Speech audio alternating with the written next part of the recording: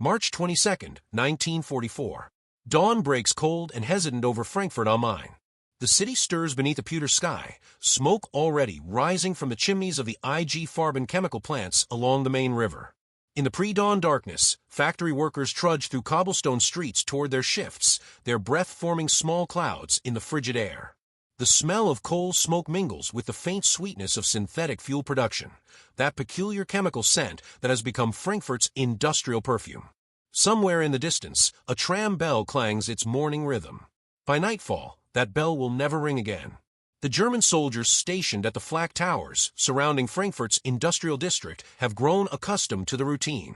Oberfeldwebel Klaus Zimmermann, 23 years old, stamps his feet against the cold on the observation platform of Flakturm 4, scanning the western horizon with binoculars he has cleaned religiously every morning since 1942.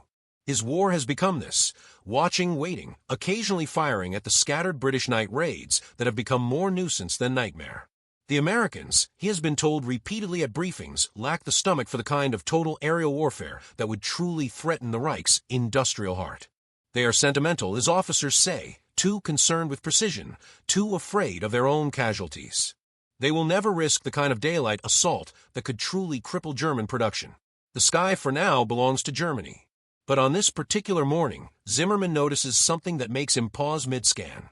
A faint droning, distant and multitudinous, like the sound of a great mechanical hive awakening somewhere beyond the cloud layer. He has heard aircraft engines before, hundreds of times, but never quite like this. Never this sustained, this omnipresent, this inevitable. What Zimmermann and the thousands of soldiers, workers, and civilians in Frankfurt cannot yet comprehend is that they are about to witness the culmination of a transformation in warfare that began not in military academies or strategic planning rooms, but in the vast industrial heartland of America itself. For 3 years, while German U-boats prowled the Atlantic and Wehrmacht divisions carved through Soviet territory, something unprecedented was taking shape across the ocean. The complete retooling of American industrial might into an instrument of aerial destruction, so overwhelming that it would render traditional concepts of defensive warfare nearly obsolete. Frankfurt, in the spring of 1944, stands as one of the most critical industrial centers remaining in Nazi Germany. The city produces synthetic rubber, aircraft components, optical instruments, and, most critically, chemicals essential to the German war machine. The Hochst chemical plants alone account for nearly 15% of Germany's synthetic fuel production. The railway marshalling yards handle over 2,000 freight cars daily, distributing war materials to every corner of the Reich. To bomb Frankfurt effectively is not merely to strike a city, it is to sever an artery. The German High Command understands this.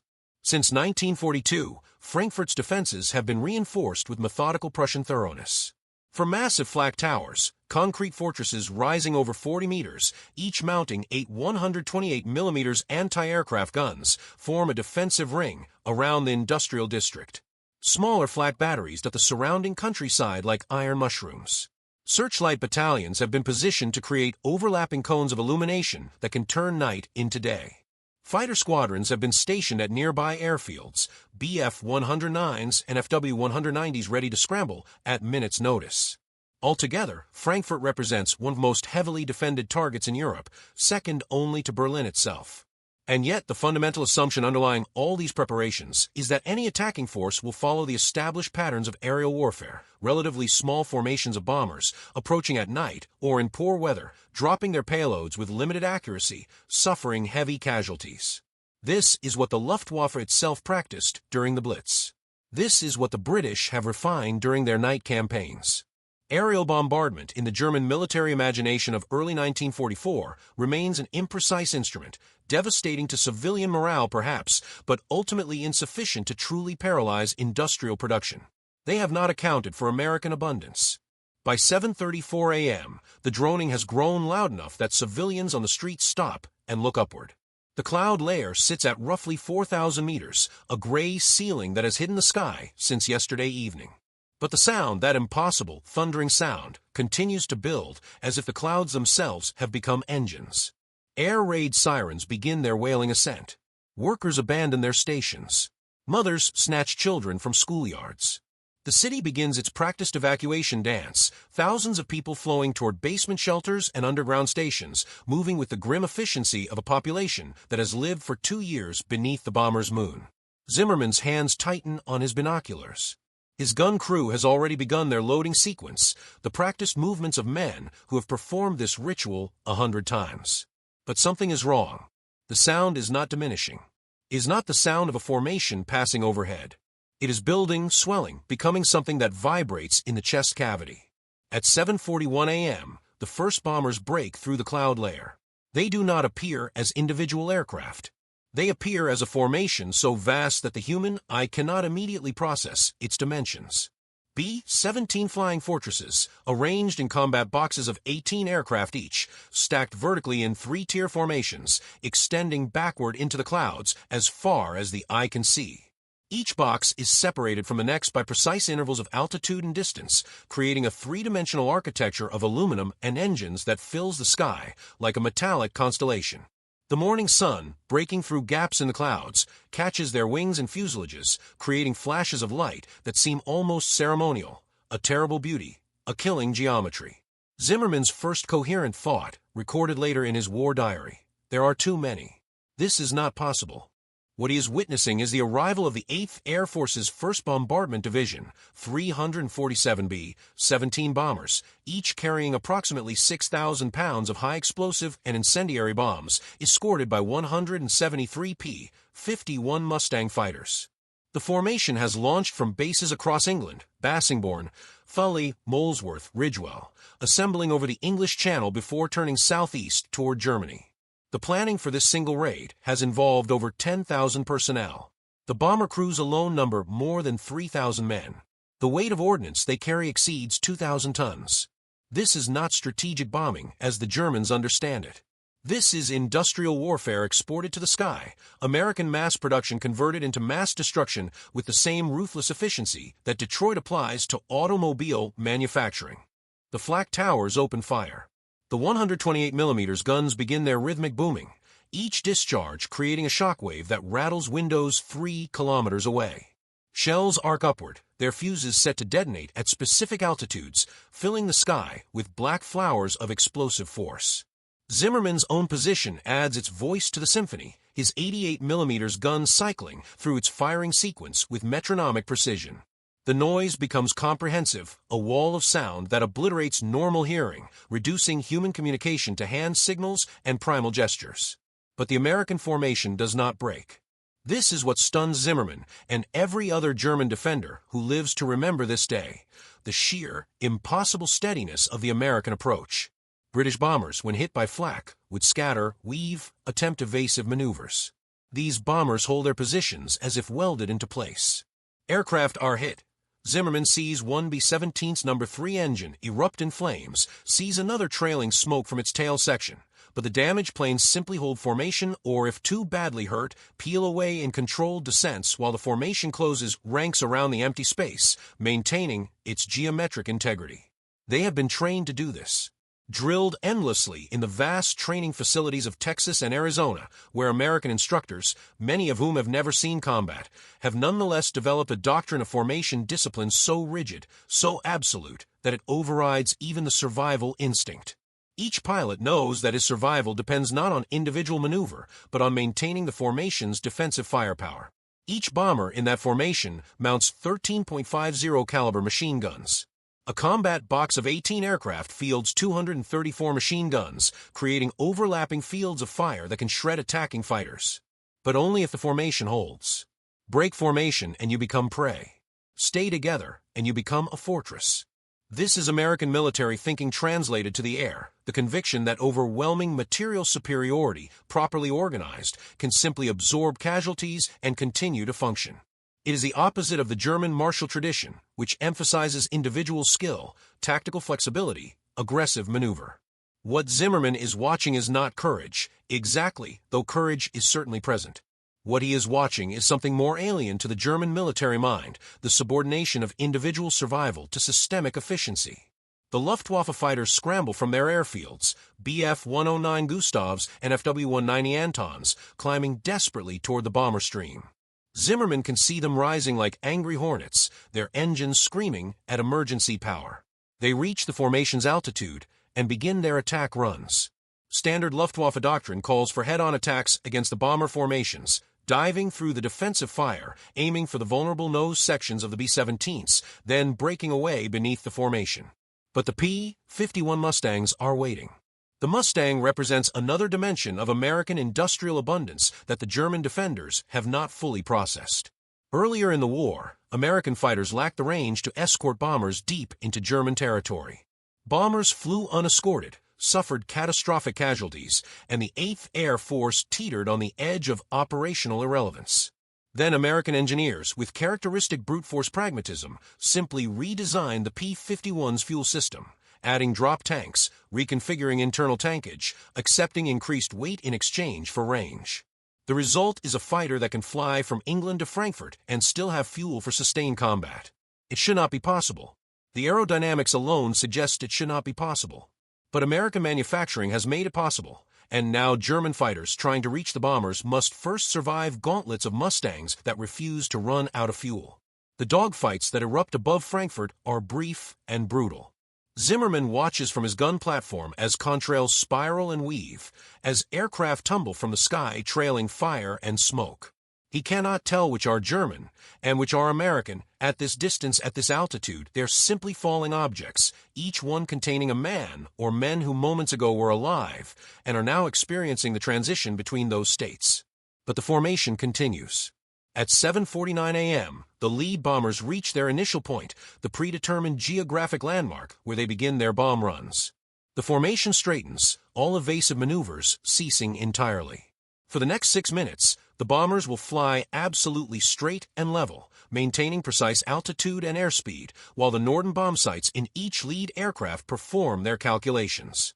6 minutes in which every anti-aircraft gun in Frankfurt can fire without the target maneuvering. 6 minutes in which the bombers become, essentially, targets in a shooting gallery. The German gunners pour everything they have into the sky. The volume of flak increases until the air itself seems solid with explosive force. Bombers shudder as shrapnel tears through aluminum skin. One B-17 takes a direct hit to its bomb bay and simply disintegrates, one moment an aircraft, the next moment an expanding cloud of debris and fuel vapor. Another loses its entire vertical stabilizer and enters a flat spin, rotating slowly downward like a falling leaf. Parachutes begin to blossom in the sky, white against gray, marking the locations where crews have abandoned their aircraft. And still the formation holds. At 7:55 a.m., the lead bombardier presses his release. 2,000 tons of bombs begin to fall. The bombs descend in sticks, groups of bombs released in rapid sequence from each aircraft's bay. At this altitude, they take nearly 40 seconds to reach the ground, during which time they spread into a pattern that will cover several city blocks. The bombardiers have aimed for the IG Farben facilities, the railway yards, the optical works along Hanauer Landstrasse. But the nature of high-altitude bombing means that even with the vaunted Norden bomb sight, accuracy is measured in hundreds of yards, not feet. The bombs will fall where physics dictates. Zimmermann sees the bombs falling, thousands of dark objects descending through the morning air, catching the light like black rain. For a moment, there is silence on his gun platform. The Flak guns have ceased firing, their targets having already released their payloads. The aircraft continue overhead, empty now, beginning to turn westward for the flight back to England. And below, Frankfurt waits for the impact. The first bombs strike at 7:56 a.m. The sound is not what Zimmermann expects, is not a series of explosions. It is a single, continuous roar, an avalanche of sound so massive that it seems to emanate from the earth itself rather than from the impacts. The industrial district disappears beneath a rolling wall of debris and smoke. Buildings that have stood for centuries collapse in seconds. The IG Farben facilities, massive concrete structures designed to withstand conventional bombardment, crack and crumble under the concentrated impact of 500-pound high-explosive bombs. Railway lines twist into abstract metal sculptures. A gas storage tank ruptures and ignites, sending a fireball 300 meters into the air. But it is the incendiary bombs that transform impact into catastrophe. The German military tradition has always emphasized hierarchy, specialization, the cultivation of elite units and exceptional individuals. The Luftwaffe's fighter aces, pilots with dozens or hundreds of kills, are celebrated as heroes, their skills recognized as irreplaceable. But American military doctrine moves in the opposite direction, toward standardization, toward systems that do not depend on exceptional individuals, toward tactics that the average soldier or airman can execute reliably. The American fighter pilot is not expected to be an ace. The American bomber crew is not expected to show extraordinary initiative. They are expected to follow procedures, maintain formation, execute the mission plan. Heroism is welcome but not required. Competence is sufficient. And competence, applied with overwhelming material superiority, is proving sufficient to destroy Germany. By mid-1944, the pattern established at Frankfurt will have been repeated across dozens of German cities. Hamburg, Dresden, Berlin, Cologne, the list grows weekly. The 8th Air Force, joined now by the 15th Air Force operating from Italy, will fly thousands of sorties, dropping hundreds of thousands of tons of bombs, systematically dismantling the industrial infrastructure that sustains the German war effort. The Luftwaffe, despite desperate efforts, cannot prevent it. German fighter production actually increases in 1944, but fuel shortages and pilot losses mean that aircraft sit unused on airfields. The jet fighters, the Me-262s that might have shifted the balance, arrive too late and in too small numbers. Technology without resources is merely potential. The transformation Zimmermann witnessed above Frankfurt, the revelation that industrial abundance can overcome tactical excellence, will repeat itself in different forms across every theater of the war. In Normandy, where Allied forces will land with such overwhelming material superiority that German defenders simply drown in the flood of men and machines. In the Pacific, where American shipyards will construct aircraft carriers faster than Japan can sink them. In the strategic calculus that allows the Soviet Union, despite catastrophic losses, to continue pushing westward because the Americans supply endless trucks, food, aviation fuel, enabling Soviet soldiers to focus on fighting rather than logistics. The symbolism of abundance, the mechanical thunder of hundreds of aircraft engines cycling in synchronization, the vast tonnages of bombs manufactured on production lines, the convoys stretching across the Atlantic, this becomes the true signature of American power in World War II. Not tactical brilliance or ideological fervor, but the simple, crushing weight of more. More bombs, more aircraft, more fuel, more everything, applied continuously until resistance becomes mathematically impossible. There is something almost impersonal about this form of warfare. The bomber crews who destroyed Frankfurt never saw the faces of the people they killed. Zimmermann never saw the faces of the men he fired at. The Americans who manufactured the bombs never saw the factories they destroyed. War becomes industrial process, each participant performing a specialized function within a vast system, the individual act of violence so distributed across time and space that moral responsibility becomes diffused, impossible to locate in any single action or actor. And yet, the consequences are utterly personal. 800 people dead in Frankfurt. Thousands more injured. Tens of thousands homeless. Workers who spent decades mastering specialized skills now unemployed because the factories where they worked no longer exist. Children orphaned. Families destroyed. Communities dispersed.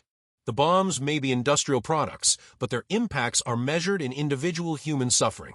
The epilogue to Frankfurt comes not in the immediate aftermath, but in the slow realization that spreads through the German military and civilian population in the months that follow. The realization that the war is lost. Not because of any single defeat, but because the arithmetic no longer works. Germany cannot replace what is being destroyed faster than it is being destroyed. The factories bombed today cannot be rebuilt before the next raid comes tomorrow. The soldiers killed in the East cannot be replaced faster than the Soviets advance. The fuel consumed cannot be synthesized faster than it is burned. Abundance has a logic, and that logic is inexorable. Zimmermann will survive the war, captured by American forces in April 1945 during the final collapse. He will spend 2 years in a POW camp in Mississippi working on a farm, experiencing firsthand another dimension of American abundance, the sheer quantity of food, the casual waste that would have kept a German family fed for weeks. He will return to Germany in 1947, to a Frankfurt that is slowly rebuilding, and he will take a job in one of the new factories being constructed with Marshall Plan funds, American money rebuilding what American bombs destroyed, another expression of abundance, the capacity to destroy, and then to reconstruct. He will never speak much about the war. But on certain mornings, when the weather is right and the wind comes from the west, he will pause and listen, some part of him still expecting to hear that sound, that mechanical thunder of approaching engines, that drone of abundance translated into force, that reminder that some nations can afford to send 3,000 men and 300 aircraft on a single mission, accept the losses, and return the next week to do it again. The sky over Frankfurt is quiet now. But the memory of what filled it that morning in March 1944 remains, a testimony to the transformative power of industrial capacity, to the revelation that wars are won not only by courage or skill, but by production lines and resource extraction, by the ability to manufacture bombs faster than they can be dropped, to train crews faster than they can be killed, to sustain losses that would break any traditional military force and simply absorb them as the cost of victory. This is the lesson of Frankfurt, written in rubble and smoke, that abundance, properly mobilized, becomes a weapon against which there is no defense. That freedom and democracy, whatever their intrinsic merits, prove secondary to the factories that supply them. That in total war, the nation that can outproduce its enemies will outlast them, regardless of valor or ideology or tactical genius. The bombers came in March. By summer, they came weekly. By autumn, they came daily. And Frankfurt, along with dozens of other German cities, learned that some forces cannot be resisted, only endured, until endurance itself becomes impossible, until the only option remaining is surrender to the simple, terrible arithmetic of more. The industrial district never fully recovered. Even now, decades later, certain buildings remain unreconstructed, certain streets follow new paths around craters that were never completely filled. The physical scars fade slowly. But the psychological scar, the knowledge of what it means to face industrial warfare, to stand beneath the sky as abundance transforms into devastation, that scar remains, passed down through generations, a reminder that in the calculus of modern war, sometimes the most powerful weapon is not courage or innovation, but simply the capacity to produce, endlessly, the instruments of destruction until nothing remains to be destroyed. March 22, 1944, the day the bombers came. The day Frankfurt learned what abundance means.